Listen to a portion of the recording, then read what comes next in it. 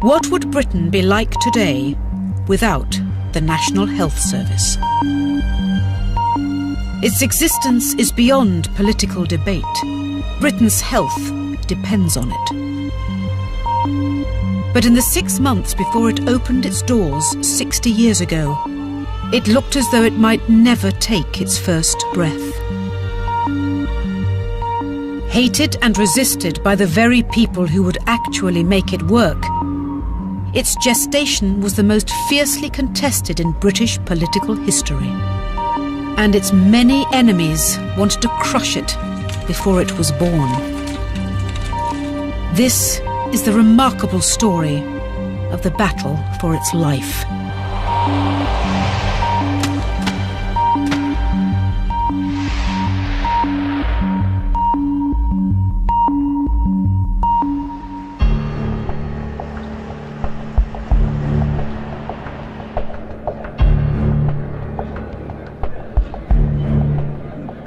In January 1948, Aneurin Bevan, the Labour Minister for Health, made one of the most audacious political promises in British history. In just 6 months' time, on July the 5th, free healthcare would be available to every British citizen. The National Health Service was the country's biggest and most expensive social reform ever conceived. Creating it from scratch in mere months would be a race against time, because from the outset it faced bitter opposition.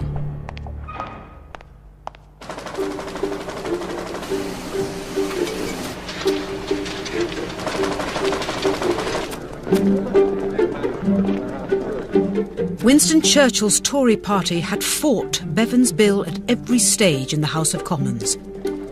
Britain was bankrupt after the most expensive war in history.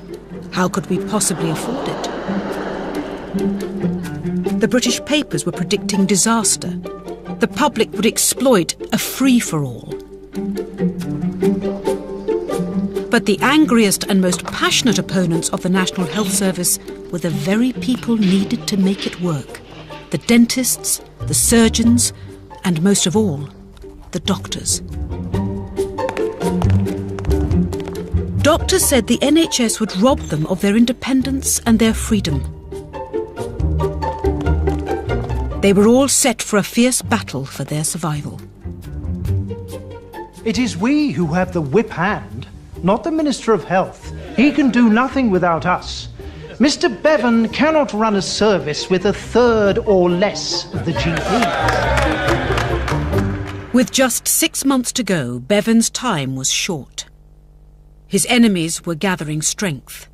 Would Britain's health revolution really see the light of day?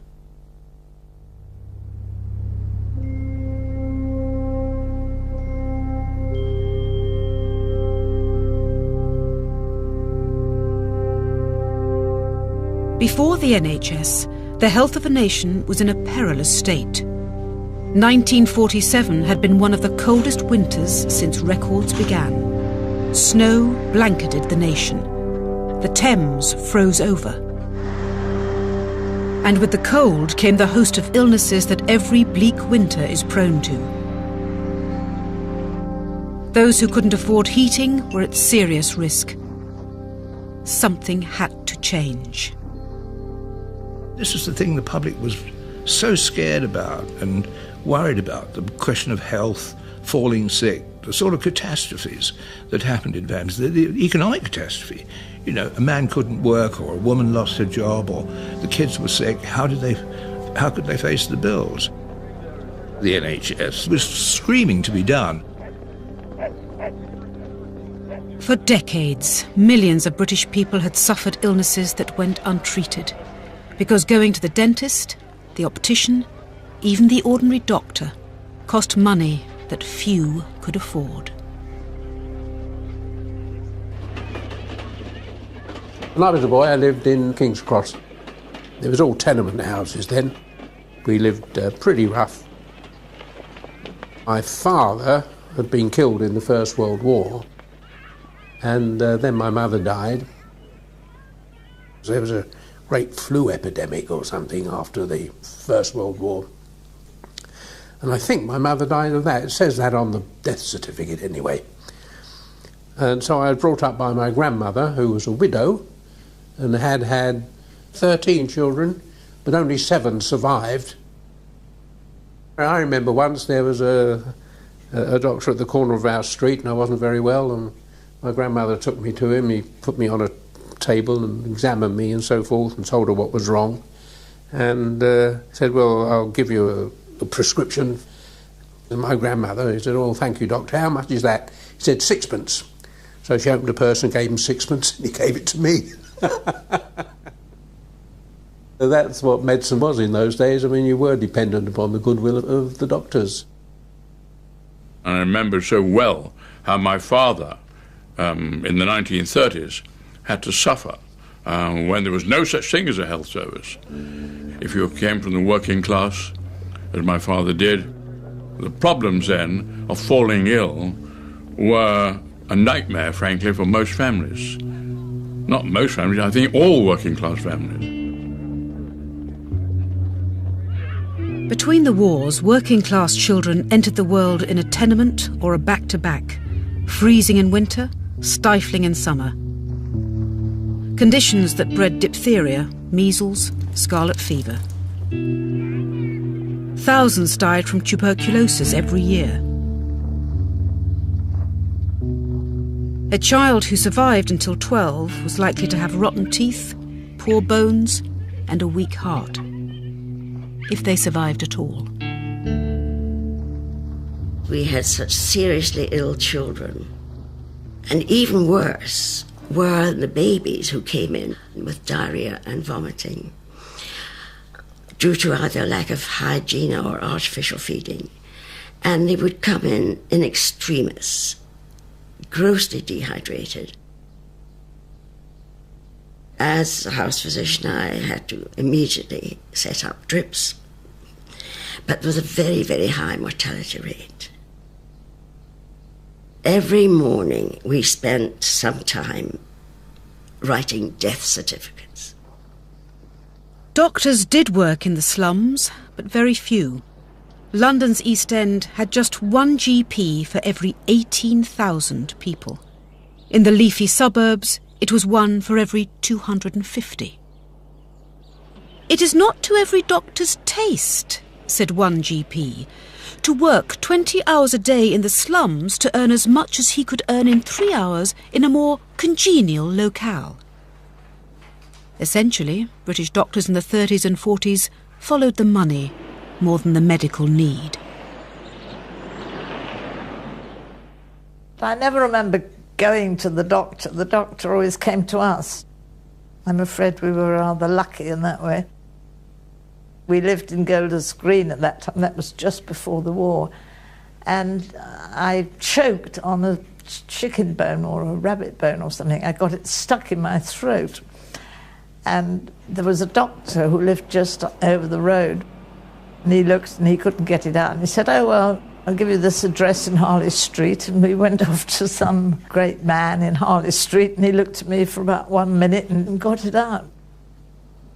I don't really know how it worked, because I never know how much my parents had to pay or anything, because you didn't sort of talk about it in those circles.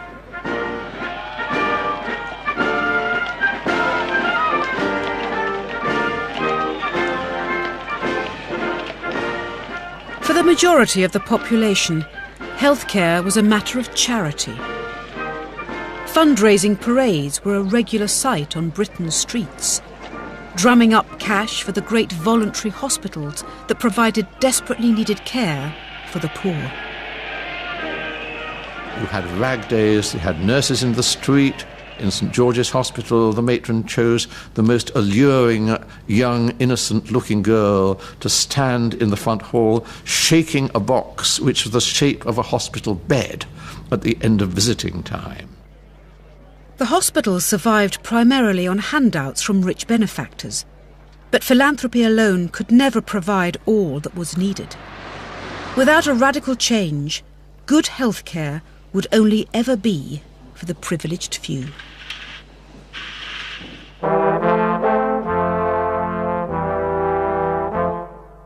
There must be another way of organising things, Nye Bevan wrote as a young MP in the 1930s.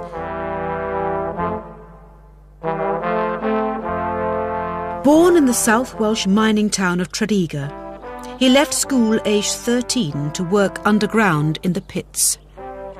He saw at first hand what illness amongst the poor looked like, and what it felt like. "My heart is full of bitterness," he once said, "for when I see the well-nourished bodies of the wealthy, I also see the ill and haggard faces of my own people." He lived in a house like this, really, in Charles Street. His father was a miner, and he died from dust, you know, and I think that got him going a bit as a rebel, that they called him at the time. I was a member of a large family, and you didn't want to know the days of the week by the calendar. You could tell it by what appeared on the table. Towards the end of the week, the fare was always much more meagre than at the beginning.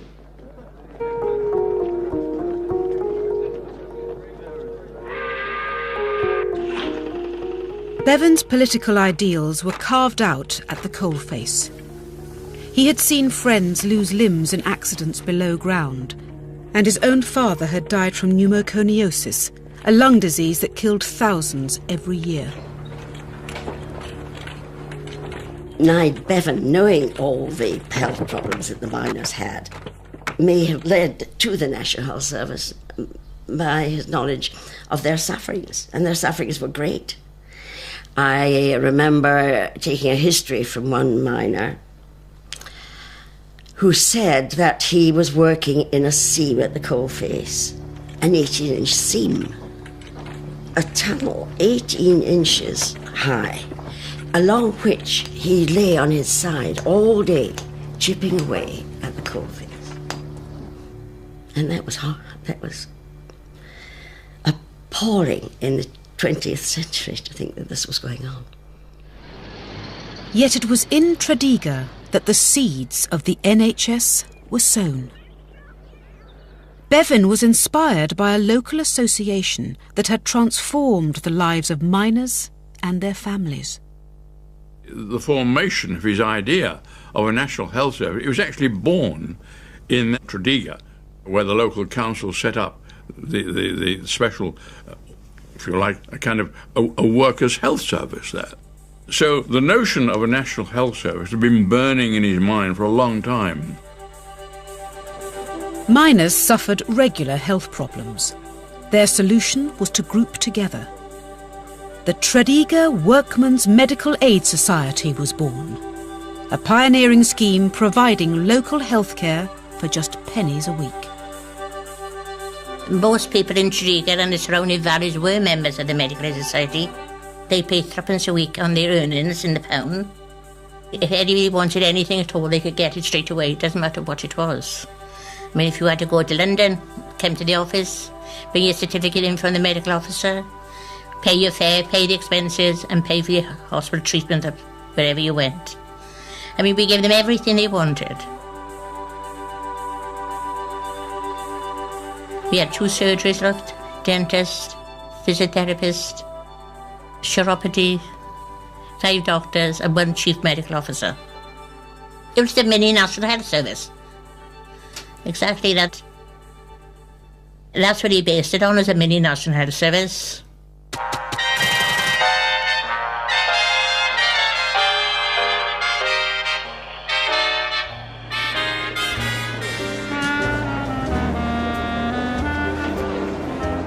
The nation needs a tremendous overhaul, the Labour Party wrote in its 1945 manifesto.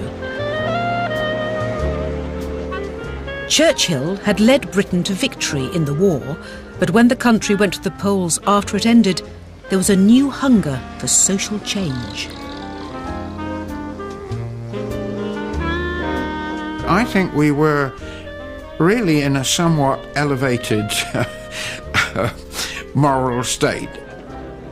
There was a tidal wave of expectation that after the war everything would be different, And that was why we were fighting the war, was for it to be different.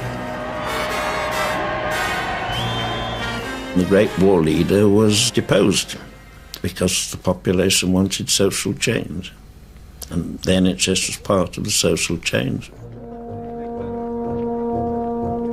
Clement Attlee's government promised to build a newer, fairer Britain, and Nye Bevan, above all, claimed this was the moment to create a new society.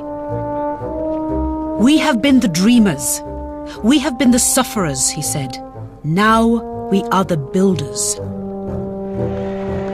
These sweeping social reforms were attacked by the Tories, and Churchill vehemently opposed Bevan's revolutionary ideas from the start. It was always personal between Bevan and Churchill. I mean, if you go back to Bevan's opposition to Churchill during the war, when Churchill was the great national hero, in a way, Churchill resented him because he recognized in Bevan a power of oratory and a commanding figure in the House of Commons, challenging to him. Aged 47, Bevan was the youngest member of Attlee's cabinet, and its most left-wing, a self-proclaimed projectile from the Welsh valleys, and an unashamed socialist. It seems to me that if we are to safeguard employment in Great Britain, we have to be resolute about it and clear about it and say we can only safeguard employment for British workers by socialist planning in Great Britain and socialist planning in other parts of the world. He was the most marvellous, influential speaker I'd ever heard in my life. He was probably the best in Britain. You only had to go into a room and you'd look in awe at him, and when he spoke, he could speak like an angel. He enthralled me always. Bevan was never intimidated by hostile audiences. In a way, he almost relished them. He relished heckling, and he dealt with heckling in a most extraordinary, sort of marvellous way.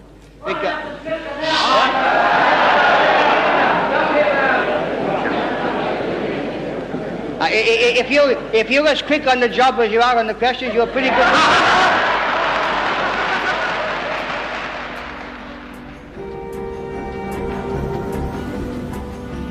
If people were frightened of being sick, Bevan thought, they could never be free. Though much had changed in post-war Britain, good medical care was still the preserve of the rich. He wanted to get money out of the service altogether. It was a lump of socialism within a real society that still functions as a capitalist society. He saw an opportunity to introduce a wedge of socialism into it. And that was the basis of his political philosophy. The argument that you can leave the market to decide how people's ill health will be tackled was a mirage. There is a school of thought, you know, that believes that if a thing is scarce, it ought to be dear. Although it doesn't cost any more to produce it than if it were plentiful. Now, that's all right from the point of view of orthodox economics. But this isn't an orthodox government, and I'm not an orthodox Minister of Health.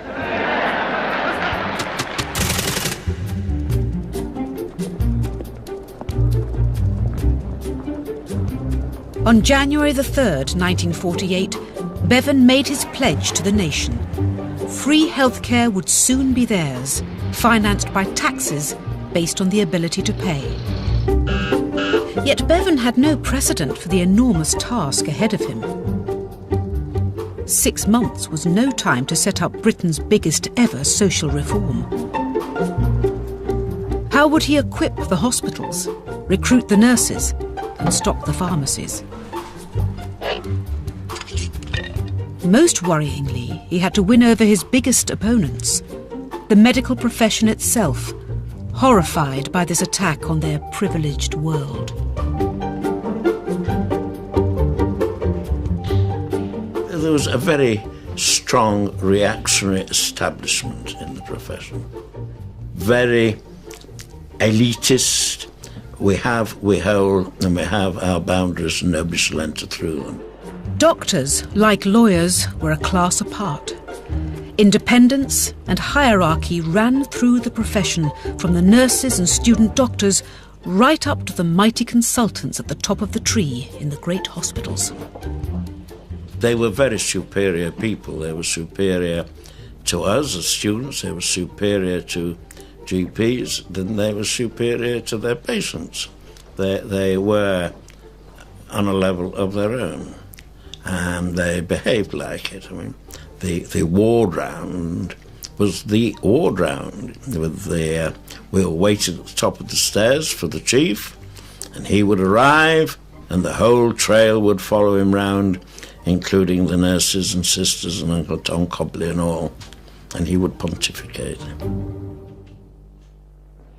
For decades, the doctors and consultants had run British medicine on their terms and done very well out of it. Why now should they change their ways?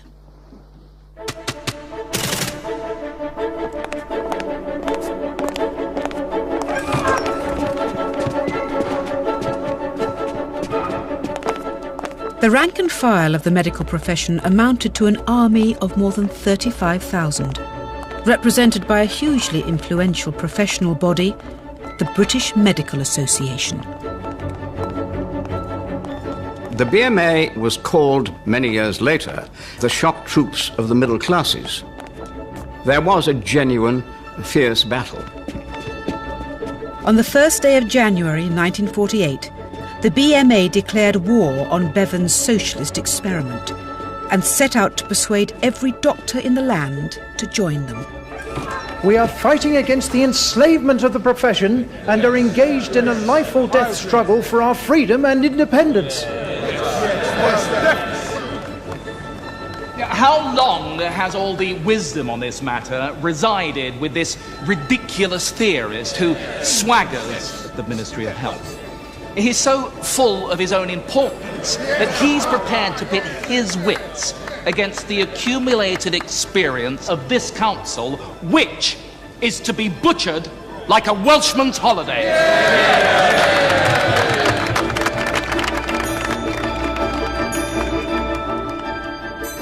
Leading the BMA's opposition was a famously charismatic and outspoken figure to rival Bevan himself. Aspiring Conservative politician and secretary of the BMA, Dr. Charles Hill. He was extraordinarily persuasive in his discussions and utterances. As an officer of the British Medical Students Association, I saw him just as I attended meetings at BMA House. At first I swallowed really almost totally the BMA view about the potential iniquities of a whole-time salaried service, which is the thing that they feared most. And Charles Hill was particularly outspoken about control of the profession by government. We all want better health services and better health. But in organising them, let's make sure that your doctor doesn't become the state doctor. Your servant, the government servant. The fear was that this was state medicine. They wouldn't be freed. The idea that doctors would be somehow manacled within a state system of medicine was completely anathema to them. The BMA could not have had a more powerful spokesman for their cause than Charles Hill, because he was the most famous doctor in the country, dispensing medical wisdom to over 14 million people every week as the BBC's radio doctor. What can you do if you get an attack of influenza? Well, there's no panacea, there's no golden remedy. Don't believe all the neighbours say about what such and such a stuff has done to them. Bed, warmth, extra hot water bottle, extra blanket so that you perspire. He had this very sort of gravelly, avuncular tone and talked to people about having their bowels open and sitting on the throne and so on. That's the way I remember it. And people thought, oh, yes, he's a real family doctor who understands everything that goes on. And they did sort of listen to him. And remember this, you're not a hero if you go dodging off to work with a cold or influenza. You're only... He was very reassuring. He was a good father figure, and his voice was modulated and seemed to make sense. I went all the way with Dr. Charles Hill in the early days, until I realised his views on the National Health Service. Make the doctor not your doctor, but the state's doctor. No longer your friend, your advocate, and you'll have done some damage to medicine that it'll be impossible to repair. The doctors believe that their freedom as a profession and as individuals, that it's your freedom, and that's what they're fighting for. More than half the BMA's members were GPs who were terrified that the NHS would lower them to the status of medical civil servants. The BMA encouraged them to reject Bevan's Health Act, as it would rob them not only of their independence, but also their livelihood. Doctors were known as independent contractors. You know, they ran their own lives, they ran their own surgeries, they ran their own practices. And this was what worried them when the talk of state medicine coming in. My husband was his own boss. And if he came under a state organisation, he would cease to be his own boss.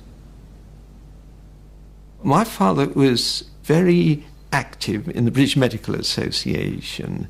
The coming of the health service filled him with great uncertainty.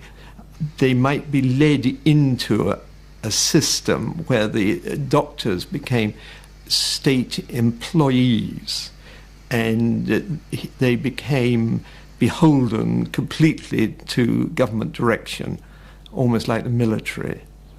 And I think he was very worried that there could be what we'd call now a dumbing down of medicine. Don't forget, before the NHS came in, GPs purchased their practice. They had therefore had a capital interest in the practice and hoped that when they retired they would be able to sell the practice to somebody else. So there was a financial reason too. It's obviously quite a job sending out the BMA plebiscite to 56,000 doctors, asking them, roughly speaking, whether they approve of Mr. Bevan's scheme. In the middle of January, the BMA launched a counter-attack to Bevan. They decided to put the views of all 35,000 members to the test in a vote, a plebiscite. If the doctors voted against the NHS, Bevan would have no workforce to power his health service. Simultaneously, leading opponents fired off a salvo of furious letters to the national press to whip up a frenzy and persuade every doctor in the land to vote no. Our independence will have been sacrificed to a soulless machine governed by ex-miners, trade unionists, or even Marxists. It is essential we fight this proposal with all the resources at our disposal. There were some quite vitriolic attacks upon the government as a whole and upon Honoran Bevan personally, where they said that the government were setting out to destroy medical practice in the country forever and for the future.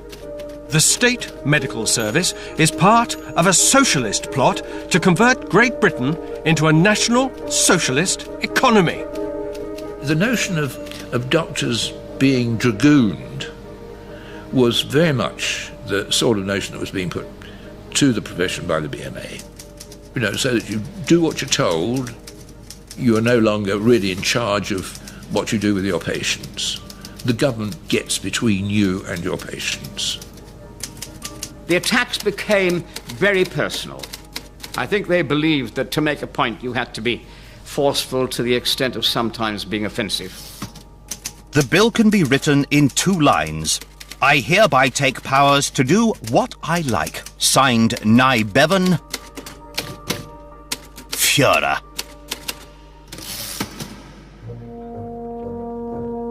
The BMA's battle over the NHS looked like a class war. And Bevan was a lightning conductor for the fury of the profession, the press, and opposing politicians. He was a fierce at times and really quite intense Welsh demagogue. Oh, he was hated. To the people who opposed the NHS, he was seen as Satan's architect who was driving it along. He was utterly reviled by some parts of the profession. He was a tough negotiator, and people really felt bruised after they dealt with Knight. My husband was a member of the BMA.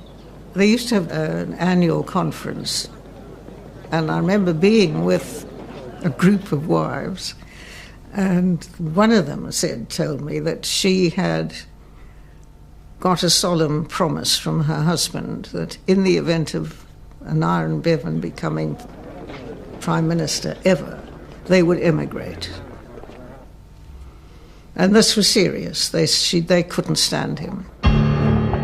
The BMA had even gone so far as to compare Bevan to Hitler, a comparison Bevan's arch-rival Churchill would have approved of, having previously equated socialism with dictatorship. No socialist government could afford to allow free, sharp or violently worded expressions of public discontent. They would have to fall back on some form of Gestapo. And here was Churchill suggesting that the Labour Party would establish a society which would include Gestapo operations, etc. I think it's inconceivable that the BMA, being what they were, a very powerful, orthodox establishment, institution, it's inconceivable that they would not have recognised in what Churchill was saying ammunition for their campaign.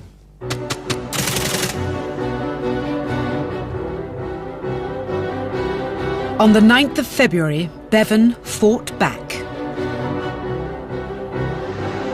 His stage was Parliament. For the first time in its history, there was to be a fourth reading of a parliamentary bill. Bevan was determined to show that parliamentary sovereignty ruled the country and not the BMA. We ought to take pride in the fact that, despite our economic concerns, we are still able to do the most civilized thing in the world. Put the welfare of the sick in front of every other consideration. I hope the House will not hesitate to tell the British Medical Association that we look forward to this act starting on the 5th of July.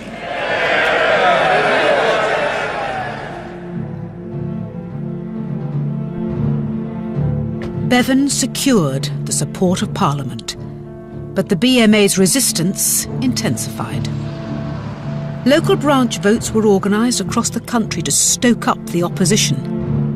In Newcastle, London and Liverpool, the NHS was rejected unanimously. In Brighton, 350 voted no against a single lone supporter.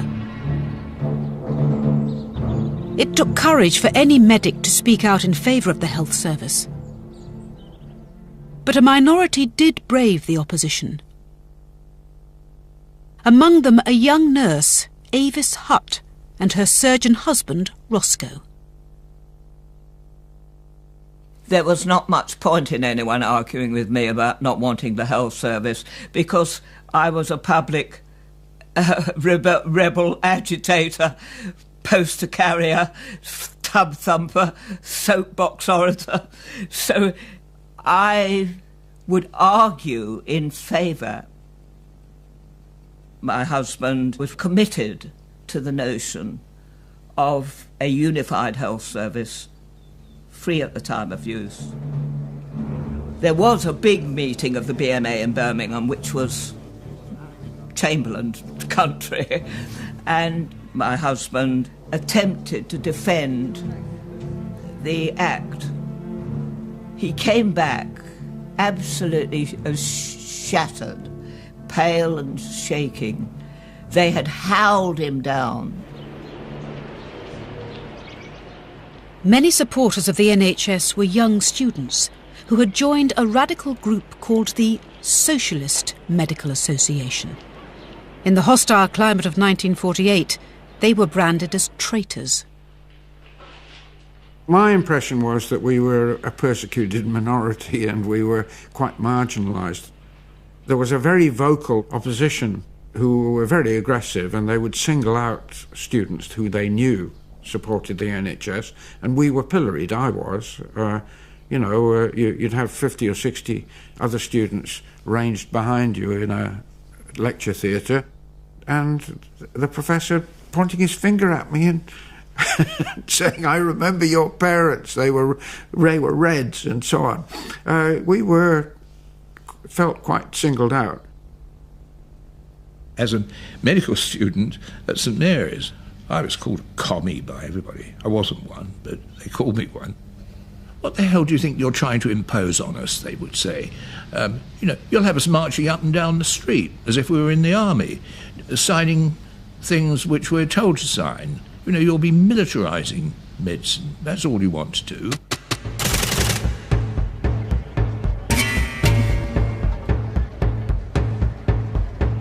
In mid-February, with some 4 months to go before his NHS was due to open its doors, the doctor's verdict was ready to be announced. Bevan knew the moment of truth was imminent. The BMA's members' votes were counted in a sealed room. It wasn't long before Bevan discovered the scale of his defeat.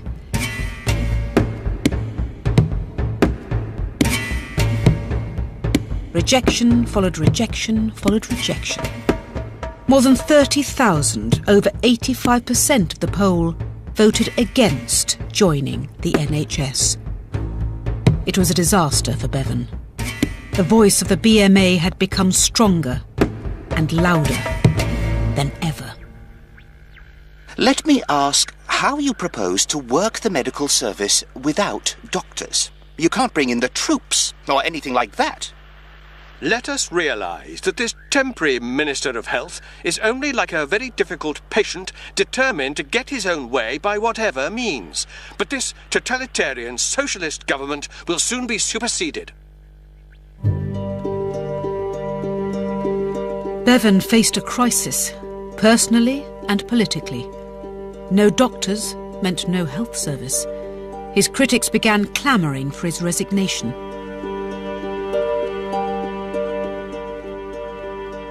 Now I can sympathise with that fellow Sisyphus, with his bloody boulder. 2 days after the plebiscite result, he was scheduled to speak in South Wales to his own people. The country would hear him too. There would be no backing down.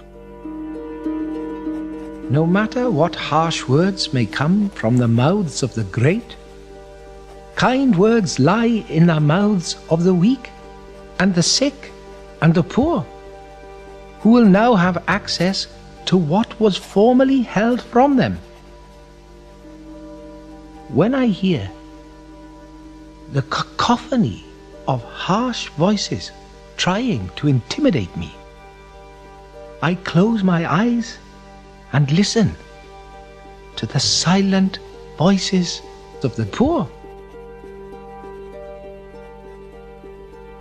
Bevan had this remarkable capacity of being able to persuade people that their dreams were realisable. The country was at that time being bombarded with a lot of, not just anti-Bevan personally, but anti the NHS as an idea. Socialised medicine, horrible, just imagine it, and trying to frighten people. What I think they misjudged was that there was an enormous support in the country, not just the working class, often among the middle class too, who had remembered how difficult it was before the Second World War.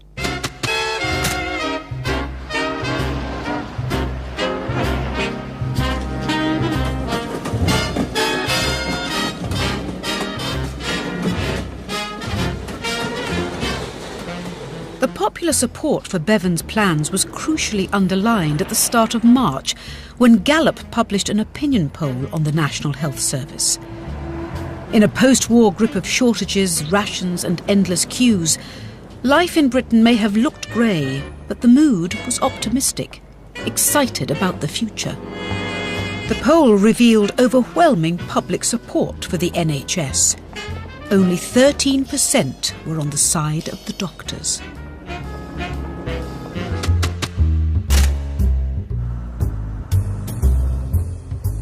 Strengthened by the enthusiasm of the British public, Bevan made the most audacious move of his political life. In a bid to undermine the BMA, he went over the heads of the ordinary GPs who'd rejected him and straight to the door of the grandest doctor in Britain, Lord Moran, the President of the Royal College of Physicians. It was the last roll of the dice to see if he could turn defeat into victory. Lord Moran was a rather lordly figure. He presided over the affairs of the Royal College of Physicians with a very firm hand. I think he served for longer as president of that London Royal College, longer than any other president in recent memory. Lord Moran, it was sometimes said, was the only doctor in the country with just one patient. But what a patient. My father was notable for looking after Winston Churchill.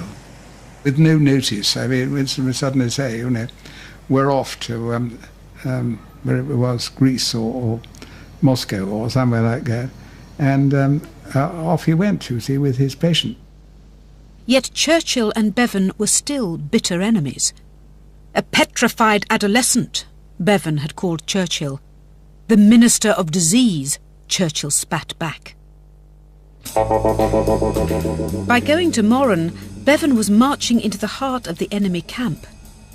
If he could win him over, then the rest of the profession might follow. But Moran was as cunning as Bevan.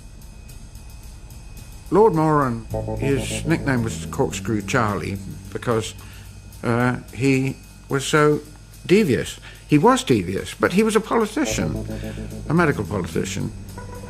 I can remember Nye Bevan coming to 129 Harley Street, and he had a terrible cold, and so I fixed him a whiskey toddy. And he liked that, and he said he liked another one, so I made him another one. My father liked him. Right from the beginning, he felt that he was a reasonable man, and he was a highly intelligent man, a man with whom it was possible to do business on this sort of question. And I don't think it ever crossed his mind, you know, where he'd come from or anything. It was totally irrelevant. As president of the Royal College, Lord Moran controlled the most prestigious medical group in the country, the consultants. They were the least likely conscripts to a nationalised health industry. For decades, they had been in charge of Britain's great charity hospitals, such as Bart's, St Thomas's and the London Hospital. But Bevan knew their Achilles' heel. Their famous hospitals were broke. Charity never provided enough. If he could find some way to pour the state's cash into the hospitals and let the surgeons keep their freedom, maybe Moran would help. Lord Moran realised that Nye Bevan was giving the consultants control over the means of production of healthcare. They couldn't afford to provide hospitals and x-ray plants and laboratories and so on. Only the government would do that. So really, it was in their interest to come on board. And when they were told, and you can still have your pad in Harley Street as well, why not? To clinch the deal, Bevan made Moran a very enticing offer. The consultants could have it both ways. They could work for the state and, if they so chose, carry on making lucrative money out of private patients. And Oren Bevan was able to agree that the consultants could be whole-time if they so wished, and would be paid a salary in the teaching hospitals for the first time, but that they could also be part-time and be paid a part-time salary and continue with their private practice on a sessional basis.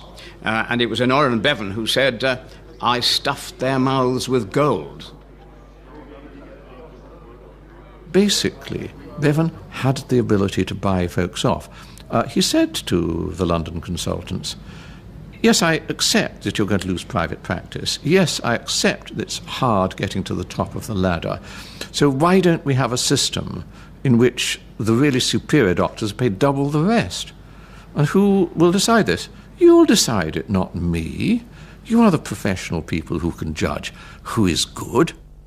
With time running out, all Bevan's hopes for launching on July the 5th now rested with Moran. But there was a problem. Moran was up for re-election.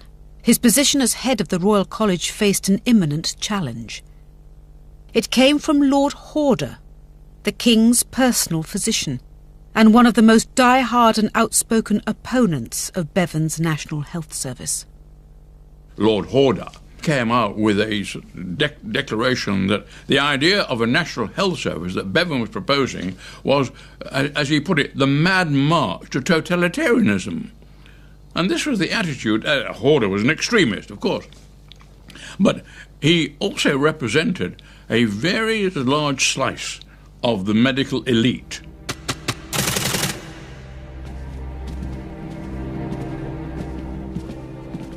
Came to a head in the annual election for the presidency, which took place once a year with probably about 300 fellows attending. And he regularly stood against my father. And for about 9 times running, I think. Moran routinely defeated Horder by a majority of 10-1. But in 1948, with Horder campaigning on an anti-NHS ticket, this vote would determine not just the presidency, but the very survival of the NHS. To elect the president, you had to go to their college building in London.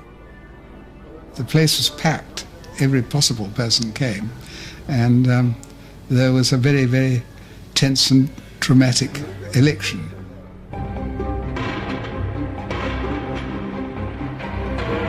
You then cast a piece of silver for the candidate you wished for. The registrar read them all out one by one. Moran, Horder. Moran, Horder. It was very tense. Everybody was on the edge of their chairs watching what was going to happen. And there was a moment when there were 5 Horder votes in a row. Horder, Horder, Horder, Horder. Really looked as though that was it and Horder was going to make it. Horder. It was absolutely touch and go. The final vote was 165 to Horder and 170 to Moran. The future of the NHS had turned on 5 consultants' votes. Moran would now lead them into the health service. The amazing thing was that Bevan turned out to be somebody with whom you could do business. He actually listened.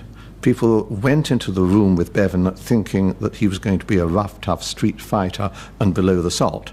They found this pleasant, charming man who could whistle the birds down from the trees, who listened, who would in fact accommodate you whenever possible.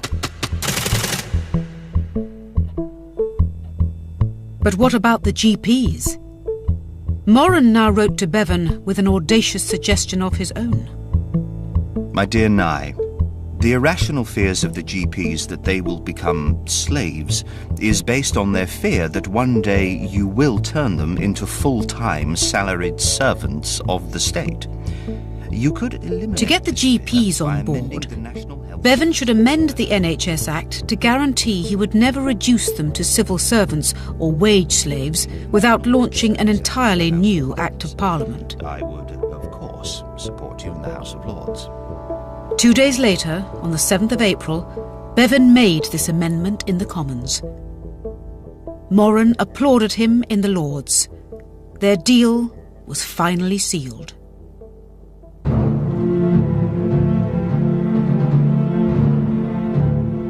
Bevan's sudden political compromise should have been welcome news to the doctors and the BMA, but far from caving in, they simply dug their heels in further. With a fighting fund in place, now they were threatening to strike rather than sign up to the NHS.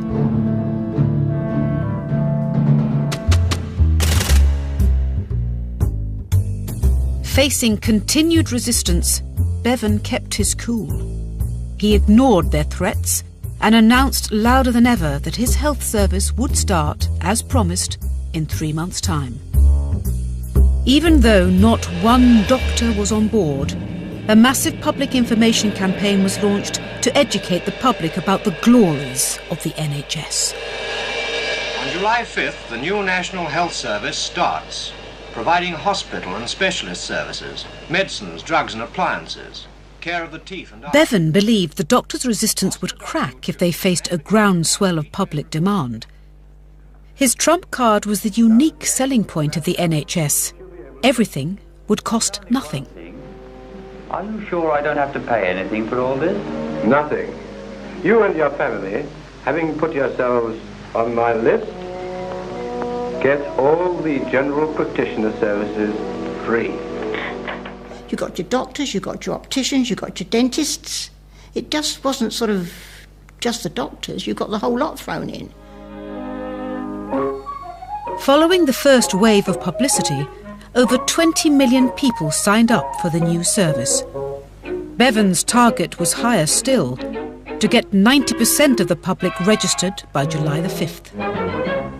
When you're ill, you won't have to pay for treatment. I don't have to pay the doctor now. I'm on the panel. Yes, that's true, but your wife and children aren't. The panel system... The advance publicity hit home most strongly with one crucial section of the audience: women. Suppose your wife falls ill suddenly. For generations, they had been last in line when working-class families spent precious cash on healthcare.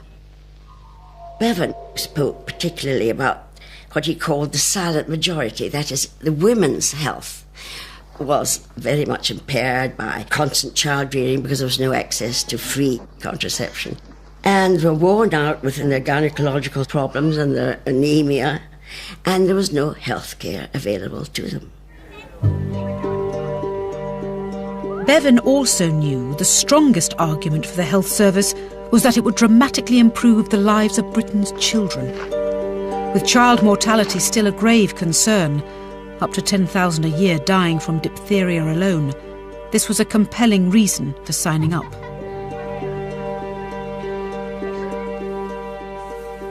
This boy is not expected to live.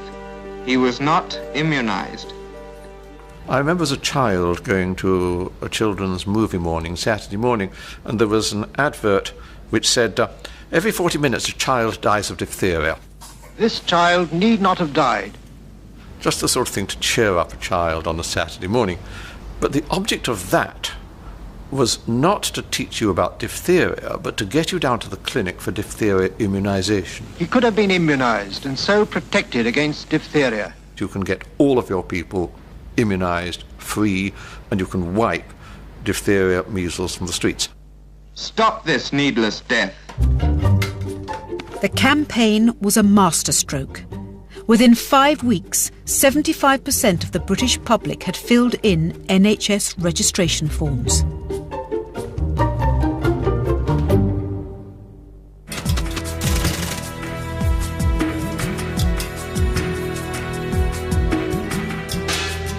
It was an unpleasant dose of reality for the BMA. Their resistance was totally out of step with millions of British people. In desperation, and unwisely, they arranged a second plebiscite. The majority of doctors were still against signing up, but almost 40% had changed their minds and now voted for the NHS. The tide was turning.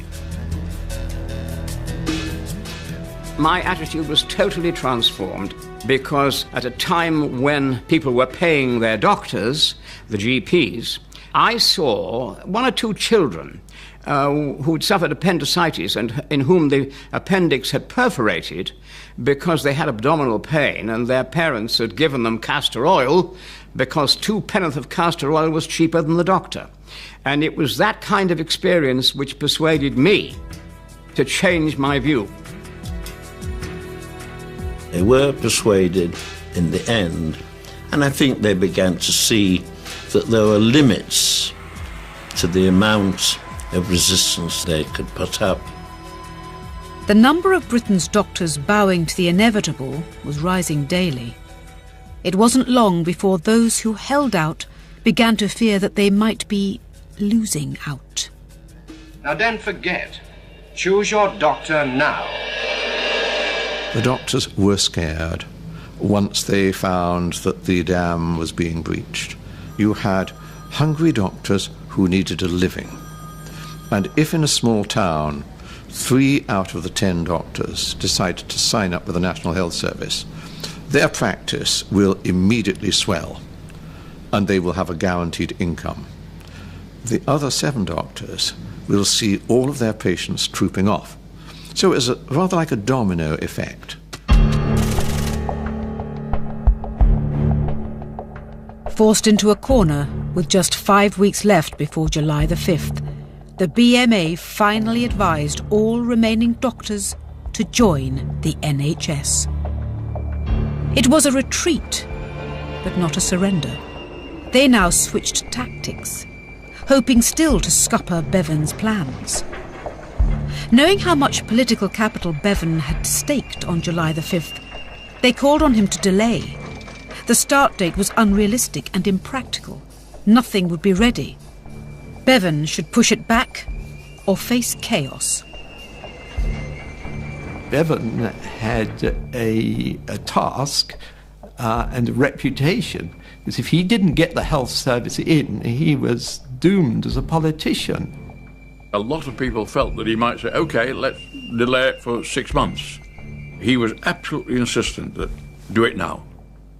A delay he would regard as a sign of weakness, a sign of doubt. And that would strengthen the forces, the strong forces, that were opposed to any form of National Health Service. So a delay would in fact be a serious retreat.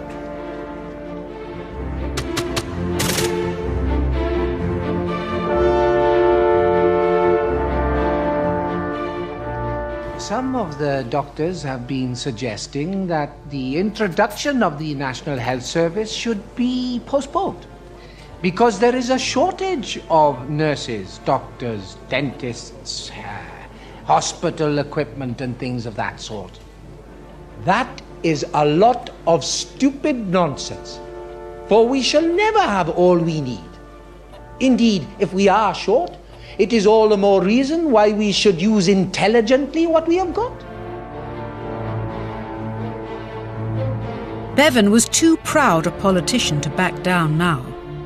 But privately, he knew there were serious hurdles to overcome. His 6-month timetable was far too short to deal with the practicalities of launching the NHS.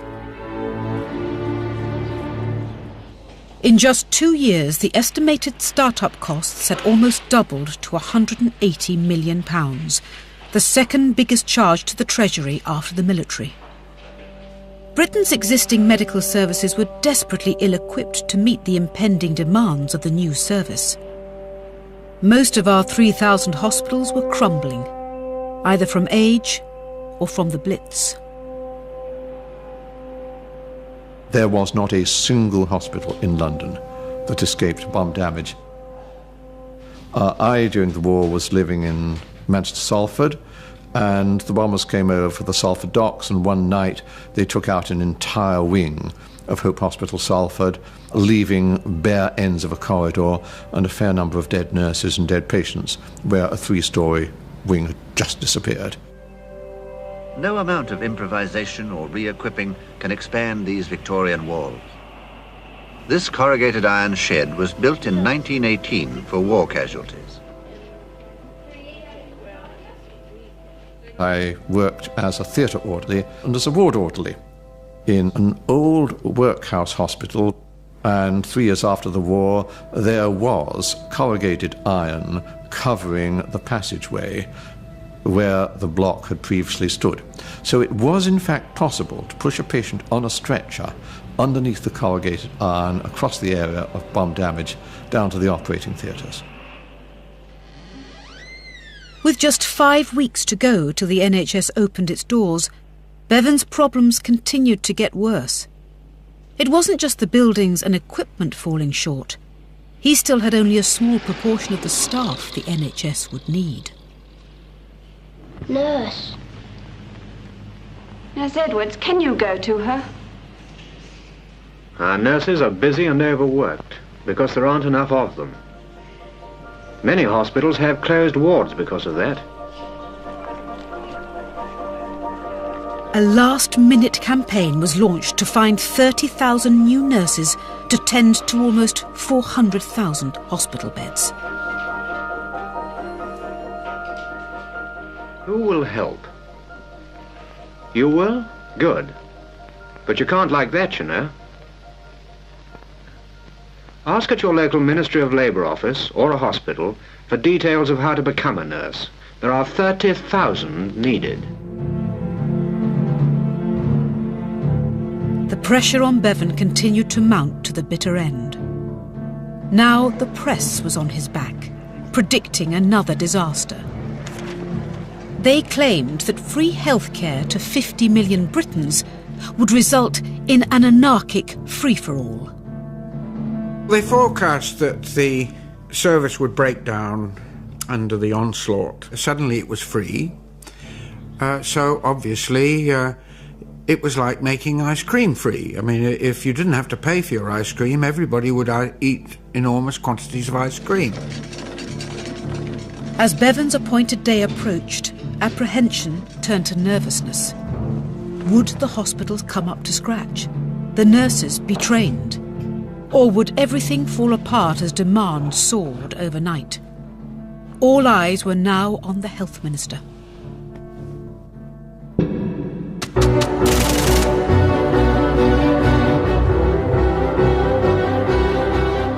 With less than 24 hours to go to the crucial moment, Bevan went to speak at a Labour rally in Manchester. It should have been a speech of victory. He had defeated fierce opposition and brought down the doctors.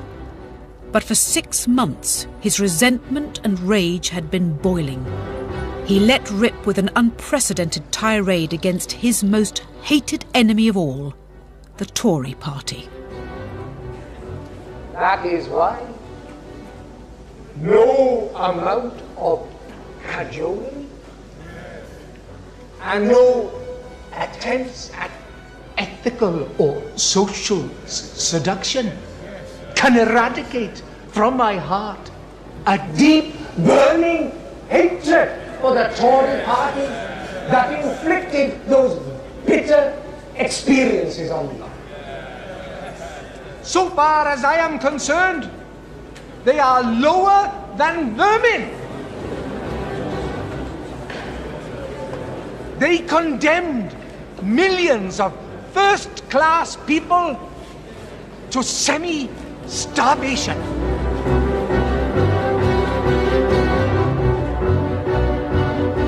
The impact was instant and disastrous. Within hours of the speech, the newspaper headlines led not on the doors opening to the NHS, but on the minister's dramatic insult to half the nation. Even though Mr. Bevan calls us vermin, we must regard them as brothers with whom, yes, certainly, we must regard the other half of our fellow countrymen as brothers apart from their politics and realize that we have much in common. Bevan's vermin speech echoed down the corridors of time. There were numerous attacks, and some pretty vile ones too. The house he was living in with his wife Ginny Lee at that time, human waste was put through the letterbox. Never actually left him, that ghost of the vermin speech was always haunting. He was the object of a lot of personal vilification for a long time after that.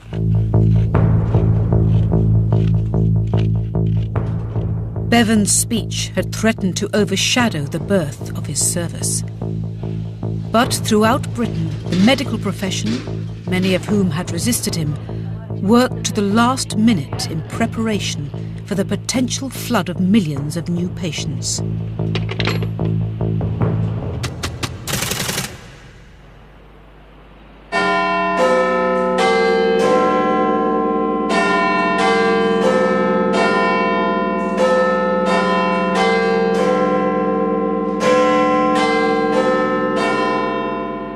The time had come. Finally, on the stroke of midnight on July the 5th, Bevan's dream became a reality. The National Health Service opened for business as promised. At 30 seconds past midnight, there's a telephone call. Mrs. Bloggs, my child is very ill, come at once. I had a bed, got in the car, drove to Mrs. Bloggs, knocked on the door. Hello, what's the trouble? I just wanted to see if the NHS works and you'd come out. I will claim to see the first NHS patient.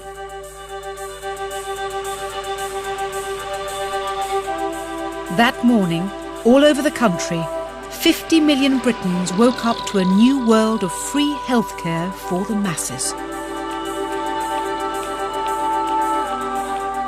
My grandfather wrote a book, The National Health Service in Great Britain. On the morning of the appointed day, 5th July 1948, the whole gigantic scheme wheeled into line. It was like the slow opening of the immense hydraulic doors of the vaults of a great bank. Hello, surgery switchboard. Hello, outpatient appointments. Yes, you could see Dr. Midgley this afternoon at 2:20 or one of the other doctors this evening. I rode my bicycle and I got to the turn-off, which would take me up East Street, where the surgery was on the corner, and there were all these people. There must have been 30, 40 people all queuing up to go in. So I opened the door with trepidation, I might tell you, and ran up the stairs like a bat out of hell before these people followed me up. It was quite frightening, I'd be perfectly honest, because I didn't know what was going to happen, I hadn't got a clue. Our little waiting room was full to overflowing, and we got people on the landing and down the stairs.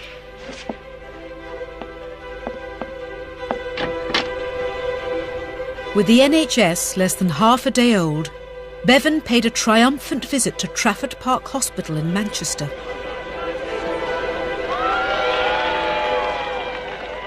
I don't think these days you'd see the excitement that happened on that day. People were so proud of it, and they were so proud that they picked Manchester. It was like a wedding. People went out and, like the consultants, they bought the best clothes and whatnot. And the matron had a new uniform, and the nurses were, their aprons were starched to the last. There was no pomp attached to Nye Bevan. He didn't miss anybody out and smiled all the time and didn't appear to rush anything.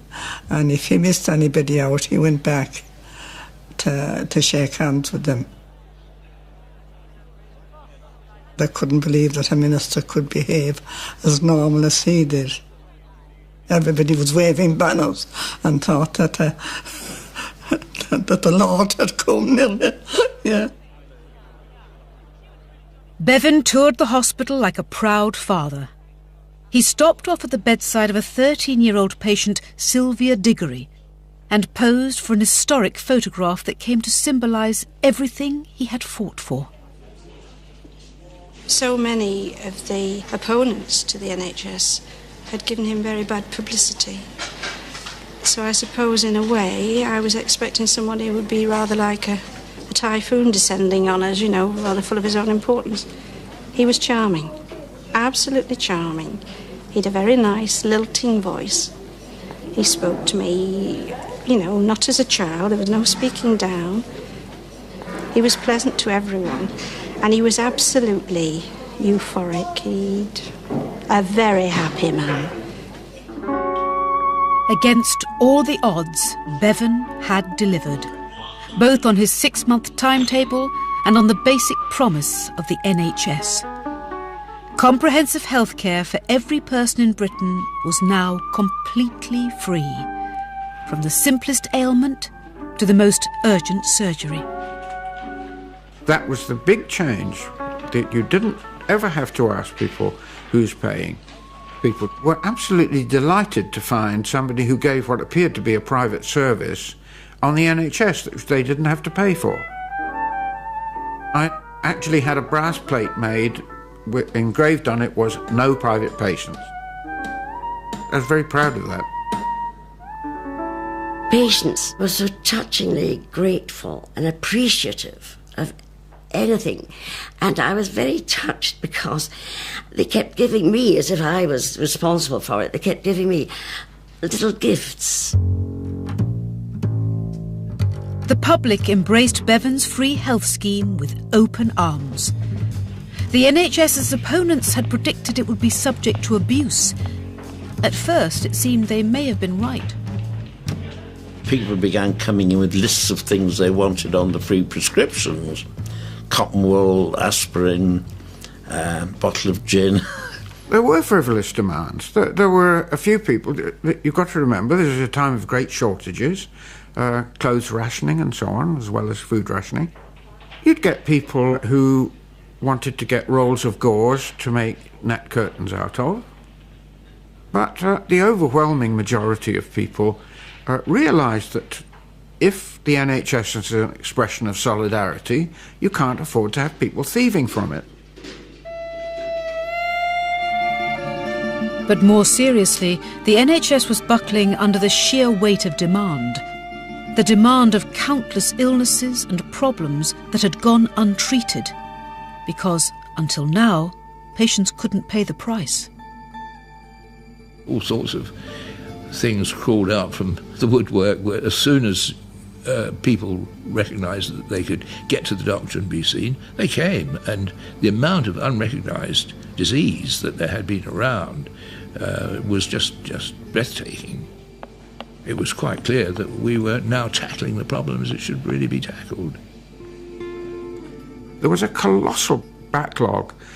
Women going around with their uteruses turned inside out, and men with hernias the size of a balloon that they'd never been able to have repaired. It was the age of trusses, when you'd see this balloon with a truss on top of it. People nowadays who talk as though we didn't really need a health service, they just have absolutely no idea of how it was.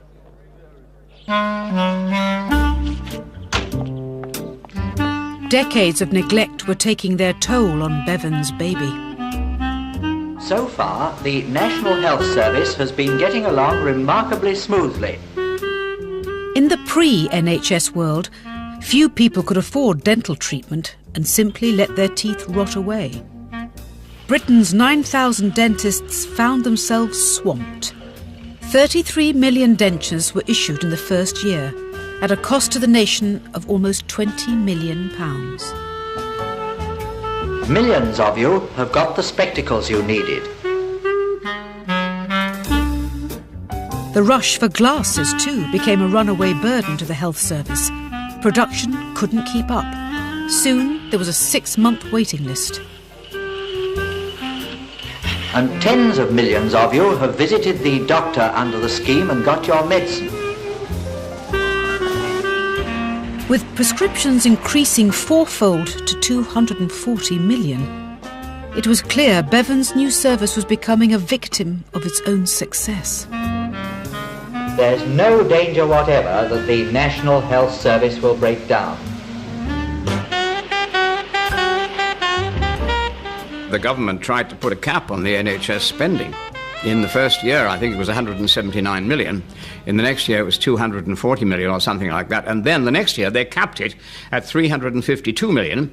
And it was at that stage that they began to realise that the thing was running away with itself.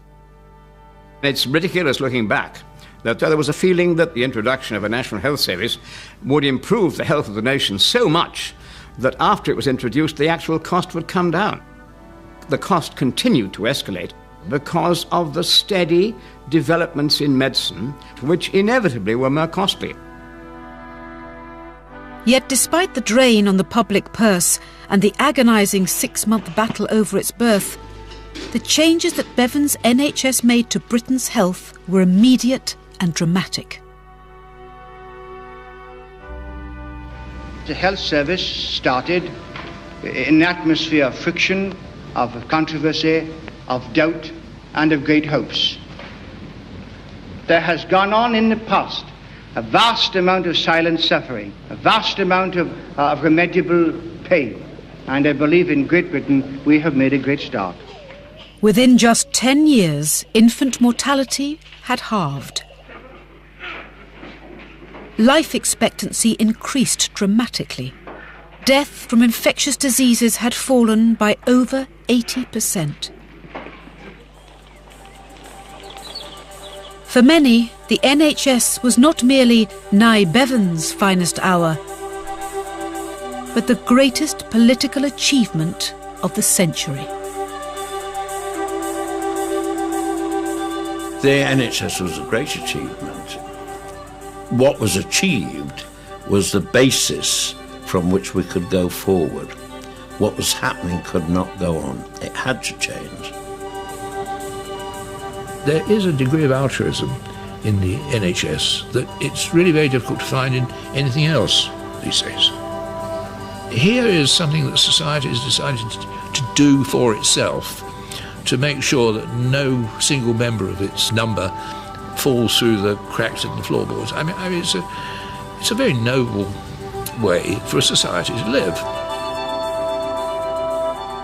It's Nye Bevan's NHS, and I think that people of my generation will never let that go.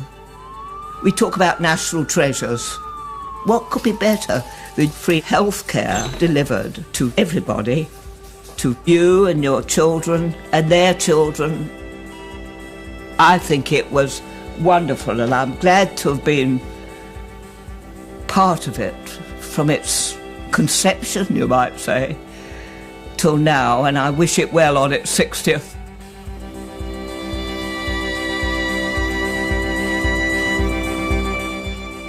Panorama reports on the NHS and its struggle not to be put up for sale. That's Monday nights at 8:30 on BBC One. Up next here on BBC Two, highlights of the women's final between the Williams sisters today at Wimbledon.